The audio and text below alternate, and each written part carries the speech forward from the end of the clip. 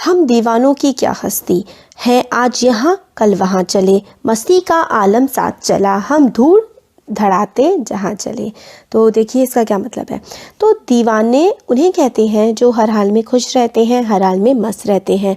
सुख हो दुख हो, इन चीज़ों का उन पर कोई बहुत ज़्यादा असर नहीं पड़ता है, प्रभाव नहीं पड़ता, और वो प्रेजेंट में जीते हैं, जो आज चल रहा है उसमें वो जीते हैं। फ्यूचर में क्या होगा, पास्ट में क्या हुआ, उसके बारे में वो ज़्यादा नहीं सोचते। दीवानों की कोई हस्ती नहीं होती, इसका ये मतलब है कि उन्हें किसी चीज़ का कोई भी घमंड नहीं होता है। चाहे वो गरीब हैं तो उन्हें ये नहीं लगेगा कि उनके पास कोई चीज़ क्यों नहीं है। अगर वो बहुत ज़्यादा अमीर हैं तो मतलब उनको उस बात का भी कोई घमंड नहीं होगा। वो हमेशा मस्ती के आलम में रहते हैं, मतलब हमेशा खुश रहते हैं, और जहाँ भी वो होते हैं गम को बिल्कुल एकदम धूल में उड़ा देते हैं, गम को बिल्कुल गायब कर देते हैं, और जिस जगह रहते हैं वो एकदम हमेशा मस्त और हमेशा खुश रहते हैं। आए बनकर उल्लास अभी, आंसू बनकर बह चले अभी, सब कहते ही रह गए अरे तुम कैसे आए कहाँ चले। तो इसका मतलब है कि जो दीवाने हैं वो किसी भी जगह पर जाते हैं तो उल्लास की तरह सबको जोश का संचार करते हैं। मतलब कुछ लोग होते हैं ना, वो लोग हमेशा एकदम मस्त रहते हैं, और वो जिस जगह होते हैं कि ऐसा बोलते हैं ना कि पार्टी की जान, तो कुछ लोग हमेशा बहुत ज़्यादा चेयरफुल रहते हैं। जहाँ वो होते हैं वहाँ आसपास सारे लोग काफ़ी ज़्यादा खुश होते हैं, क्योंकि वो खुद भी खुश रहते हैं और खुशियाँ बांटते हैं। तो ऐसे ही लोग को हम लोग क्या कहते हैं, दीवाने कहते हैं। तो ये वाला जो 4 लाइन्स है इसका भी यही मतलब है कि जब भी वे कहीं से जाते हैं तो आंसू की तरह जाते हैं, पीछे लोग अफसोस करते रह जाते हैं उनके चले जाने का। मतलब जैसे कि वो लोग अगर कहीं किसी जगह से जाते हैं तो दूसरे लोग तो आंसू बहाते हैं उनके जाने का। जहाँ से भी ये दीवाने निकलते हैं और उन दूसरों की ज़िंदगी पर इतना ज़्यादा प्रभाव छोड़ते हैं कि इनके जाने के बाद जो लोग उस जगह रह जाते हैं वो लोग काफ़ी दुखी होते हैं कि ये इंसान यहाँ से क्यों चला गया, क्योंकि वो इतने खुश रहते हैं और दूसरों को भी खुशियाँ देते हैं। आगे है, किस ओर चले यह मत पूछो, चलना है बस इसीलिए चले, जग से उसका कुछ लिए चले, जग को अपना कुछ दिए चले। तो देखिए जो दीवाने होते हैं उनका जो काम होता है वो हमेशा चलते रहना होता है, चाहे दिशा कोई भी हो, चलते रहना ही उनकी ज़िंदगी का नाम है, उनकी ज़िंदगी का काम है।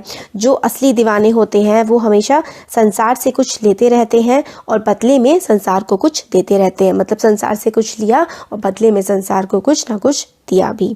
उनकी ज़िंदगी में कभी भी कोई मतलब एक तरह से रुकावट नहीं होती है, वो रुकते नहीं हैं। पूर्ण विराम तो मतलब उनकी ज़िंदगी में कभी लगता ही नहीं है। उनका एक ही काम होता है, चलते रहना, खुशियाँ बांटते रहना। जग तो उसका कुछ लिए चले, जग को अपना कुछ दिए चले। मतलब वो हमेशा घूमते रहते हैं, चलते रहते हैं मस्ती में, दुनिया को देते हैं, दुनिया से लेते हैं, और घूमते मस्त हमेशा रहते हैं। 2 बात कही 2 बात सुनी, कुछ हंसे और फिर कुछ रोए, छक्कर सुख दुख के घूंटों को हम एक भाव से पिए चले। तो वही है कि वे मतलब ये जो दीवाने होते हैं ये लोगों की बातों के ज़रिए दुख सुख बांटते हैं, और सुख और दुख दोनों को घूंट चक्कर और मज़ा लेकर पीते हैं। मतलब यही है कि सबसे बातें करते हैं, हंसते हैं, रोते हैं, चाहे दुख हो चाहे सुख हो, हर भाव में वो हर एक तरह से खुशी ढूंढ लेते हैं, और हर भाव को वो अपने साथ लेकर के चलते हैं। खुश होते हैं तो बहुत ज़्यादा मतलब अपनी खुशियाँ नहीं झाड़ते, दुखी होते हैं तो हर समय दुख में नहीं बैठे रहते हैं, वो हर भाव को अपने साथ लेकर के चलते हैं और मस्ती में वो रहते हैं।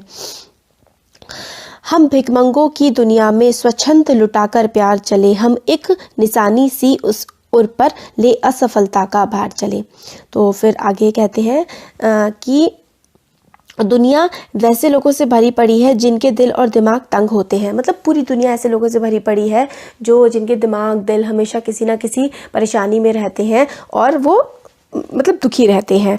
प्यार बांटने के मामले में अधिकतर लोग भिखारी ही होते हैं। मतलब कोई किसी को खुशी दे देना, प्यार बांट देना, ये ऐसा लोगों के पास नहीं होता। मतलब जैसे लोगों के पास पैसा नहीं होता तो वो भिखारी होते हैं ना, तो दुनिया के ज़्यादातर लोग प्यार के मामले में भिखारी ही होते हैं। लेकिन जो दीवाने होते हैं वो अपना जो प्यार है वो खुलकर दोनों हाथों से हर तरफ लुटाते हुए चलते हैं। इसके बावजूद कवि को ये लगता है कि दीवाने अन्य लोगों में उदारता की इस भावना को भरने में असफल हो जाते हैं, इसलिए दीवाने उस असफलता को अपने दिल से लगाकर बैठते हैं। मतलब यही कहते हैं कि जो दीवाने होते हैं वो तो ये कोशिश करते हैं कि पूरी दुनिया में वो प्यार बांटते चलें, और प्यार की निशानी हर तरफ फैलाते चले, मगर क्या होता है कि जो दीवाने हैं वो लोगों में ये प्यार की भावना भर नहीं पाते हैं, कोई बहुत कोशिशों के बाद भी, क्योंकि दुनिया जो है वो एक तरीके से तंग होती है। तंग का मतलब है वो एक्सेप्ट करना ही नहीं चाहती है खुशी को, वो अपने दुखों में ही खुश होती है। इस तरीके की बात यहाँ पे की गई है और इस बात से दीवाने जो है थोड़ा सा तो परेशान होते हैं, मगर फिर आगे निकल जाते हैं। अब अपना और पराया क्या, आबाद रहे रुकने वाले, हम स्वयं बंधे थे और स्वयं हम अपने बंधन तोड़ चले।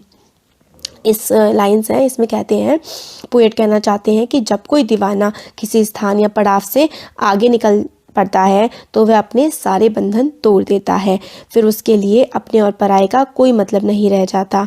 दीवाने यह भी मानते हैं कि जो लोग दुनियादारी के बंधन में बंधे हुए हैं वे भी खुशहाल रहें। तो जो दीवाने होते हैं ना, वो ये चाहते हैं कि मतलब जहाँ से निकले बस वहाँ सब छोड़ चले, जहाँ आगे बढ़े तो सब लिए चले। वो ये चाहते हैं कि जो लोग दुनियादारी के बंधन में भी बंधे हुए हैं वो भी खुश रहें।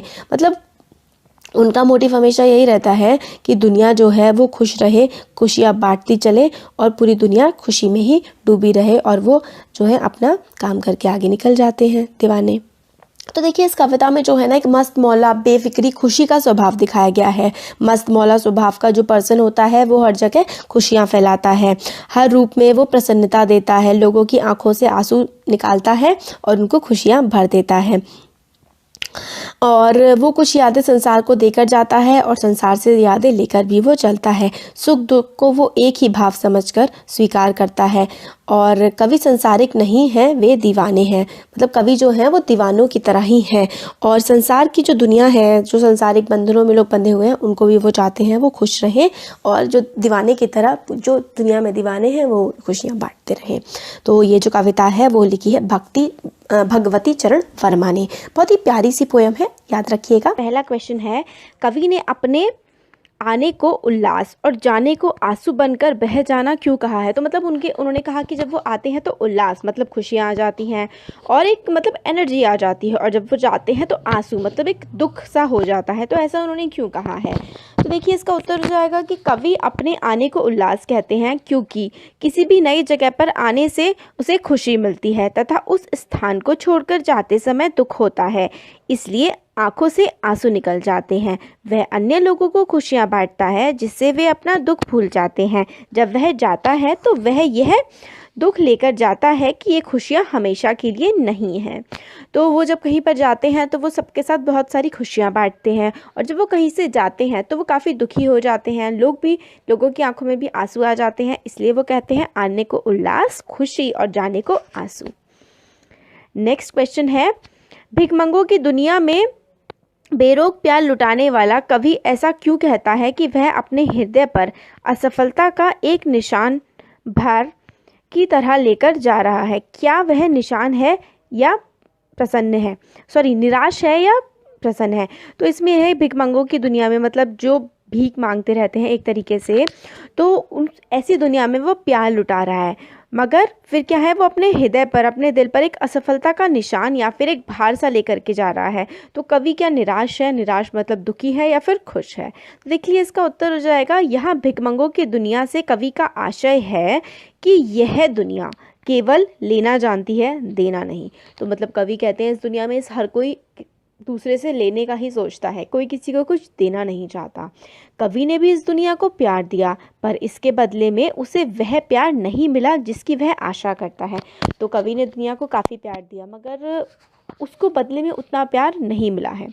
कवि के लिए यह उसकी असफलता है कि मतलब उसने इतना प्यार दिया लोगों को और नहीं मिला उसे वापस इतना, इसलिए वह अपने हृदय पर असफलता का एक निशान भार की तरह लेकर जा रहा है। अतः कवि निराश है, वह समझता है कि प्यार और खुशियाँ लोगों के जीवन में भरने में वह असफल रहा। तो कवि को लगता है कि मतलब उसने इतनी खुशियाँ बांटी, फिर भी मतलब एक उसको वो खुशियाँ मतलब इस तरीके से प्यार वापस नहीं मिला, तो उसके दिल पर एक निशान सा बन गया है, और इसी वजह से कवि जो है वो निराश है। नेक्स्ट है, कविता में ऐसी कौन सी बात है जो आपको सबसे अच्छी लगी? तो इसका आंसर देखते हैं कि कविता में सबसे अच्छी बात कवि का जीवन, जो जीने का नज़रिया है। मतलब कवि जो जीवन को इतने अच्छी तरीके से उत्साह की तरह, खुशी की तरह पूरे जीवन को देखता है, कवि का जो नज़रिया है जीवन को देखने का, वो हमें काफ़ी अच्छा लगा। वह हर परिस्थिति में खुश रहना चाहता है और सबको प्यार देकर खुश रखना चाहता है। ऐसा व्यक्ति विषम परिस्थितियों में भी खुश रहना जानता है। तो मतलब सबके साथ खुशियाँ बांटना, सबको खुश रखना। विषम परिस्थितियाँ का मतलब होता है जब बहुत ज़्यादा टफ सिचुएशन, जब कोई बुरा समय चल रहा होता है, उस समय पर भी खुश रहना ऐसे व्यक्तियों को आता है जो सबके साथ हमेशा खुशियाँ बांटते हैं। नेक्स्ट क्वेश्चन है, जीवन में मस्ती होनी चाहिए लेकिन कब मस्ती हानिकारक हो जाती है, सहपाठियों के बीच चर्चा कीजिए। तो आपको अपने फ्रेंड से मतलब बात करनी है कि मस्ती तो करनी चाहिए मगर हमेशा मस्ती नहीं करनी चाहिए, कभी कभी वो हमारे लिए काफ़ी ज़्यादा प्रॉब्लम भी क्रिएट कर देती है। तो किस तरीके से आंसर लिख सकते हैं?